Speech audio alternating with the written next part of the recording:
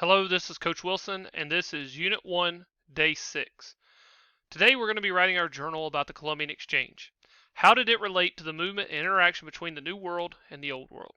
I'd like for you to write one paragraph, and it should be at least 4 to 5 sentences.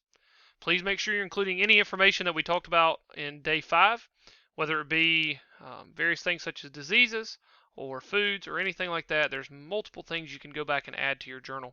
But please make sure you're keeping up with that, as it will be due when we begin our test here in just a short couple days. Now, today we're going to be talking about the Atlantic slave trade. And very much because of the Columbian Exchange, the Atlantic slave trade results. If Christopher Columbus had never came across the Atlantic Ocean, I'm sure someone would have eventually made the journey. But more specifically, because he came across, we can correlate that with the fact that eventually slave labor begins coming across on those boats as well. And it's quite possible that European nations would have eventually expounded upon the use of slaves, or expanded the use of slaves, I should say, and would have eventually ended up in the same scenario. But all we have to go on is what actually happened. So when you finish today, you should be able to identify the different routes of the triangular trade, which we talked a little bit about yesterday, what goods and people were transferred along each leg of the trade, and you should be able to analyze the impacts of slave trade on the Africans and the New World. So we got a lot that we're looking at today, and we're going to try to get through those things pretty simple. The basic question we want to ask ourselves and answer here is, how are Europe, the 13 colonies, and Africa economically intertwined? And we briefly hit on that before, but now we're going to really get into it today. The Atlantic slave trade began in Africa many years ago, and slavery had existed long even before that trade began. If you go back into the 800s AD, you can look at Muslims who actually took any non-Muslim as slaves. The difference is that when Muslims took slaves, they had basic rights. Now, maybe not, rights like an American would think rights, but they had some basic rights. The other thing here is that they generally could eventually get free from being a slave. That's obviously not the case when we get into slavery in the Americas and into the 1800s. The Atlantic slave trade basically was driven by the fact that America needed labor, and it needed labor in order to work in these fields and these huge tobacco plantations and sugar plantations and all of this hard, backbreaking work that needed to be done. They needed cheap, efficient labor. Native Americans had been wiped out by diseases in much of the West Indies, and there wasn't another labor force there for them to enslave, minus enslaving their own people. As a result, you get the Atlantic slave trade, and over 9.5 million slaves would be shipped to America over the course of its existence. Now, we call this place where they were shipped the Middle Passage, and that is the place between Africa and America. It's the portion of the Atlantic Ocean where these slaves were being brought over. And it's important to note that all 9.5 million slaves were not being brought to America like the United States. They were being brought to the Americas, like South America, North America, Central America. All of those places were receiving these slaves. Now, it was incredibly brutal.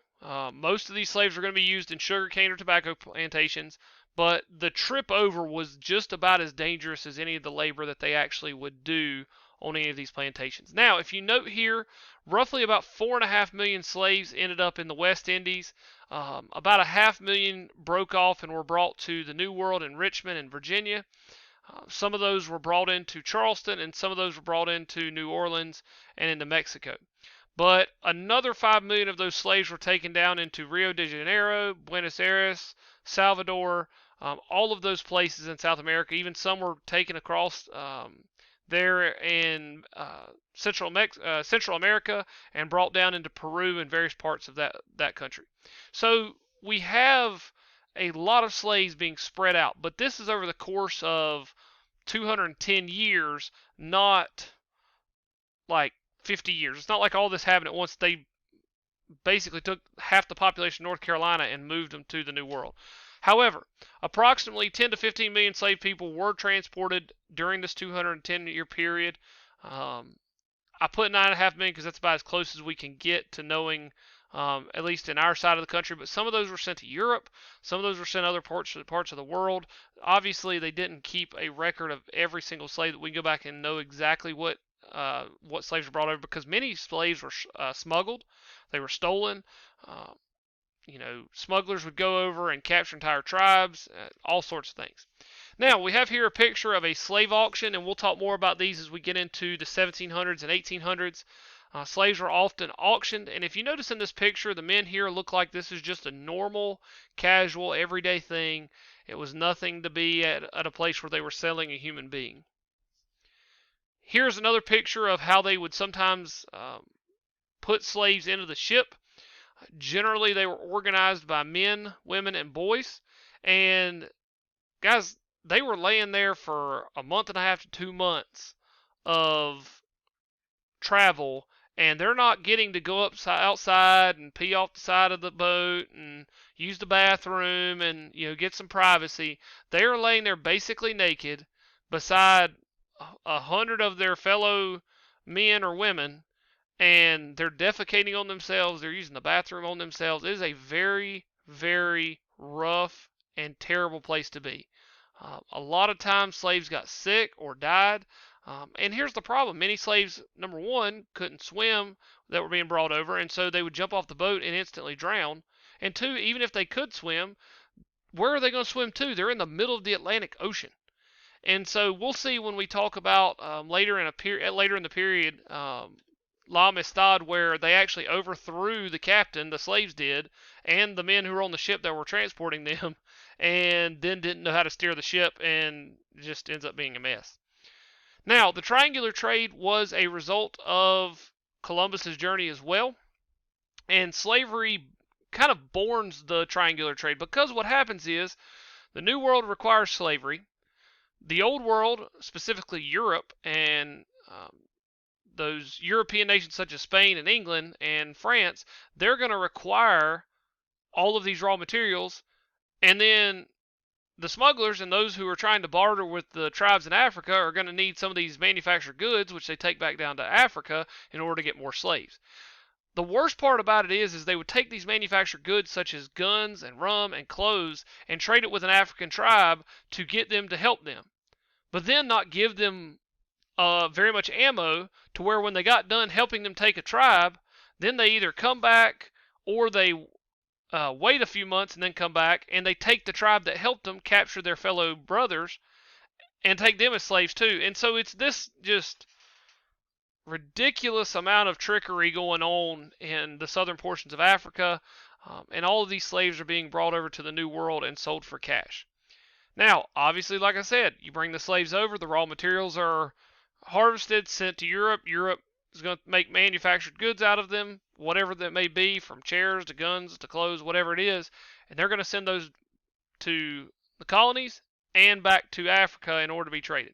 So it's this giant triangle going on. And this is kind of the map that I showed you the other day in day 5, excuse me. And you can see whale oil, lumber, rice, silk, indigo, tobacco, sugar, molasses, wood, furs. There's all sorts of things that are raw materials that are being harvested in the New World and then brought over to the Old World. And then they're sending out all of these luxuries and manufactured goods. Now, you do have some things being produced from the colonies that are being sent back to Africa as well, such as gunpowder and rum and iron and cloth and tools. Those are basic things that they can barter with African tribes, and then convince those tribes to help them enslave other tribes.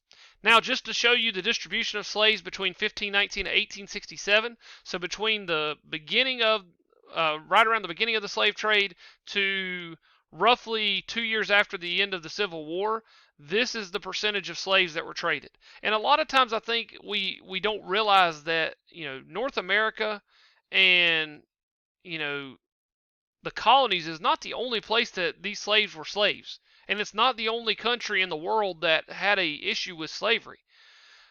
The big thing here is that our country has been on the forefront of trying to advocate and get away from slavery later in this 1800s. So we get to the 1820s, 1830s.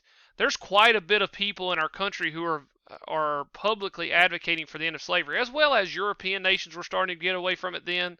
But in the Americas, in South, North, and in Central America, you're going to see a lot of slavery still existing during that early 1800 period. Now, make sure you get all these charts, and you can just write these, like you can write down in Africa and then the 4 points, and then write down in the Americas and the 4 points. But in Africa, they have a significant loss of population, a ton of fighting between the tribes because they now have guns that they never had before. Families are being torn apart, and their culture is lost. However, in America, they've got a new significant labor supply that's cheap, efficient, and affordable. They have tons of expertise in farming techniques because, number one, they've been growing these crops for a long period of time and they know what needs to happen in order to be successful, but they've also got a group of people there that have done the same types of things in their own country. Also had an introduction of African culture to the Americas, as well as economic prosperity is going to reign, especially in the southern colonies. Now, here are your 3 questions for today. Make sure you're copying these down at the bottom of your notes each day and answering the questions. And then finally, here's your vocab. If you have any questions, please let me know. But until then, I'll talk to you soon.